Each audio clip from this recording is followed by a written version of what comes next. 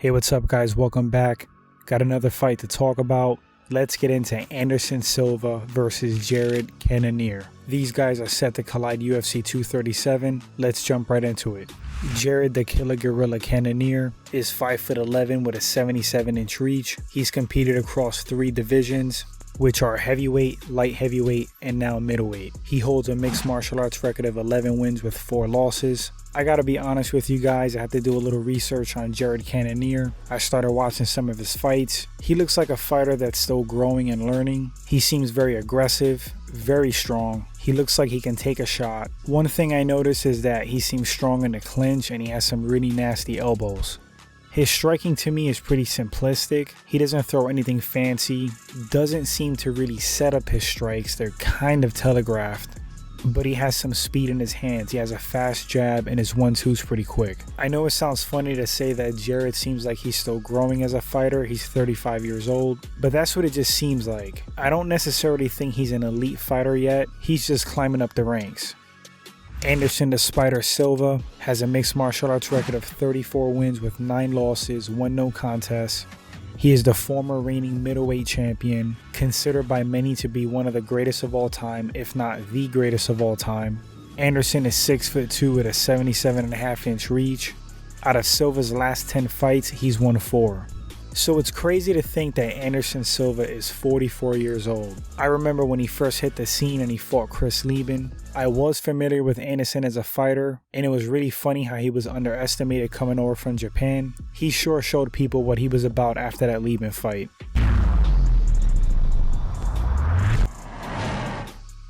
The rest is history. We all know what he's done in his career, one of the greats, but clearly Anderson is not Anderson anymore. He's definitely slowed down, but even a slowed down Anderson had an impressive fight with Israel Adesanya.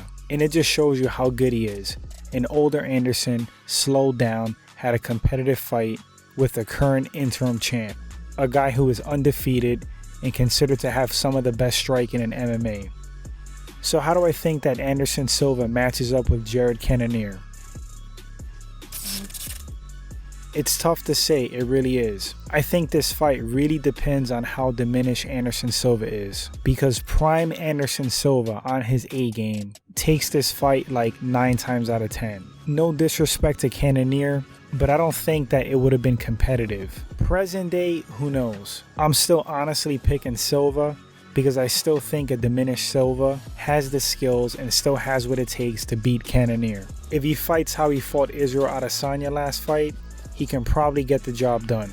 But Cannonier is hungry, he's aggressive, he seems very tough, he's strong, he has knockout power. So it's tough because if Father Time caught up to Anderson even further, it really wouldn't shock me if Cannonier takes this fight. We've seen that Anderson could be knocked out, he certainly could lose a decision to Cannonier, but I'm going to have faith in one of the greats and say that Anderson gets the job done.